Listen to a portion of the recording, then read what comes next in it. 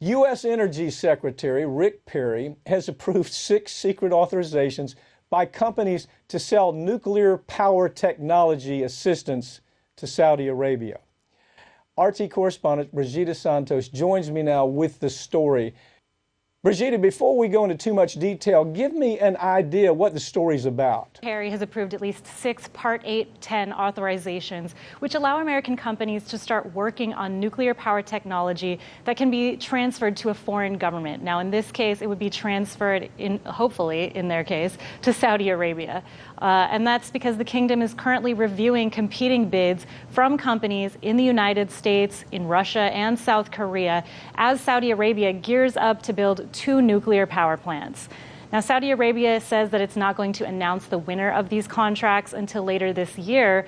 So until then, these authorized U.S. companies are going to be working merely to convince the Saudis to choose American products like nuclear reactors and other services over those of their competitors. However, the authorizations have come under scrutiny because they were carried out in secret. Now, Perry claims secrecy is necessary to protect the company's proprietary information, but normally nuclear authorizations are disclosed to the public. At the time of taping, that has yet to happen. Okay, first of all, let's go back and talk about this guy a little bit, this Rick Perry. This guy is not exactly, the sharpest tool in the shed. This is the guy, if you remember, he couldn't name 3 agencies that he said he wanted to abolish. He wanted to abolish 3 agencies. They asked him, well, what are the agencies? He couldn't even name the agencies that he wanted to abolish. He thought the voting age in the United States was 21. He called Social Security a Ponzi scheme. So I guess what I'm getting at here, Brigida, this is the guy who wants to sell nuclear technology to Saudi Arabia, technology that has never been disclosed to them. They don't need it for power. They've got all the power they need. They've got oil. They've got deserts for wind power. They have solar power. It's not about power. They want to build arms. They want to build weapons. And so this genius says, yeah, this is a guy we're allowing to make a decision like this. What's the reaction by U.S. lawmakers about this character making decisions like this? What's the reaction? Lawmakers on both sides of the aisle are worried that if the U.S. wins this bid, Saudi Arabia will develop nuclear weapons and spawn a nuclear arms race in the Middle East unless proper safeguards are implemented. And that's because Saudi Arabia's Crown Prince, Mohammed bin Salman, has previously said that his country will develop nuclear weapons if its rival Iran does. And now that the Trump administration has pulled out of the Iran nuclear deal, MBS's stated plan is not completely out of the realm of possibility. Now, of course, the Iranians have not, according to reports, violated terms of the agreement, even though it's been tossed out. So it's also unclear whether the kingdom is even going to agree to American anti-proliferation standards or whether the U.S. is even going to impose them this time around. Now, in the past, negotiations broke down because Saudi Arabia would not commit to rules that would ban uranium enrichment and other pathways to making fissile material for nuclear weapons. So if the U.S. does not impose safeguards on Saudi Arabia, it could result in all-out proliferation across the entire Middle East because no other country would be incentivized to follow those rules if Saudi Arabia isn't. Well, what's this notion that they can't build what they want? We give them the technology, they're going to build it, they're going to sell it to their pals in the Middle East, and we are going to have a very, very scary arms race there in the Middle East. And again, I come back to Rick Perry. This guy is an absolute goof.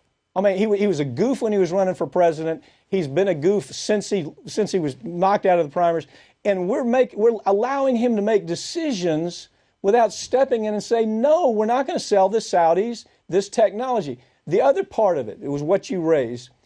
When have we ever been able to really influence what the Saudis want to do? It's the worst dictatorship on the planet almost. And so this dictatorship, when we've said, hey, can you work with us on oil prices? No, we can't. Can you work with us as far as getting along with this country or that country? No, we can't. So all of a sudden, they now have nuclear weapons, and we're supposed to say we're going to be able to negotiate with them. Look, let me ask you this. Representative Brad Sherman, a Democrat, is asking Secretary of State Mike Pompeo to release the names of the companies that got the approvals by the middle of April. It's a very good question. Very important information we should have. We need to know who's tied up to who's making money on this deal. How likely is it that we're going to get that information, Brigida? It's extremely unlikely, especially since the companies are still in competition against those firms in Russia, China, and South Korea. But it's not just Democrats, I want to mention, that are concerned. As I said, Republican senators are also worried about U.S.-Saudi negotiations. And in fact, Senators Marco Rubio and Bob Menendez have called on the Government Accountability Office to review the Trump administration's nuclear power negotiations with the kingdom over reports alleging that some were conducted without federal oversight that's required by the Atomic Energy Act. The House Oversight Committee has now opened a formal investigation into the plan, which involves a group known as IP3. The congressman also noted that the Department of Energy is leading these so-called 123 nuclear cooperation agreements rather than the State Department, which is very unusual and inconsistent with previous nuclear agreement negotiations. And that's where Perry comes in, because he's always been a big energy guy, oil in Texas, so it's all very questionable. Brigida, the very idea of Rick Perry having anything to do with nuclear energy on its face is terrifying. Thank you for joining me, okay? In Watertown, New York, people are outraged that a man who pleaded guilty to raping a 14-year-old girl won't be serving any jail time. Legal journalist Molly Barrows with the Trial Lawyer magazine joins me to talk about this. Yeah, I don't know. This is the most vulgar story. It's vulgar on so many levels. It is. But to me, here we have a 14-year-old girl, and the judge says, well, we're just going to give this guy probation. What was the rationale that you saw here? I looked for it, and I couldn't find the rationale. Yeah, I know. Well, I'll outline the details of the case for you, and then we'll get into a little bit about, so that helps explain what their rationale was. But essentially, this guy, Shane Pish, was sentenced to 10 years probation, and he pled guilty to a third-degree rape charge. His initial charges had been raping this 14-year-old girl. He had met when he was a bus driver for the Watertown City School District, and she was a student on the bus. Now, the alleged incident, or it's not alleged, he confessed to it, happened at his home. He was also charged originally with, I think, providing alcohol, contributing to the delinquency of a minor basically by providing her alcohol. And apparently there had also been 2 other girls there as well, and he had initially been charged with providing them alcohol too, but that charge didn't show up. I don't know if it was dropped or what's the situation. He was 26 at the time this happened. Oof. So yeah, so essentially he ended up pleading guilty to this, and as they're going through the process, they had charged him as a sex offender, but only a level, the prosecution wanted a level 2, and the judge said no, it only needs to be a level 1, because they ended up knocking the charges down to where it was just her. She was the only victim. These other 2 girls that he allegedly gave alcohol to, those charges weren't brought before the court. Forcible rape, or was it? So it was basically saying that the DA said the only reason they were pursuing this to a great extent is because that was the law. They had she wasn't of legal age to consent. So it was an age issue. It was an age issue. And the judge thinks, oh, well, that's okay, and we're just going to... And what I read between the lines, as in various other reports, was that they're essentially, in a way, yes, because she wasn't she just because she was not of the age to consent didn't mean that she did not consent. Right. And so that was essentially, they're saying it's almost a way of saying she asked for it. You see, that's the policy. The policy argument is that there is an age of reason and an age of choice.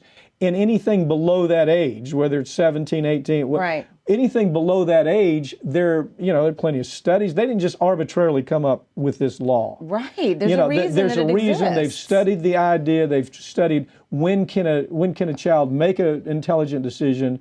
When can a child determine that this is what they want to engage in? So it's not just they just didn't pick a number out and say, hey, let's make it 18 or let's make it set. There's a reason that age exists, right? Doesn't happen like that.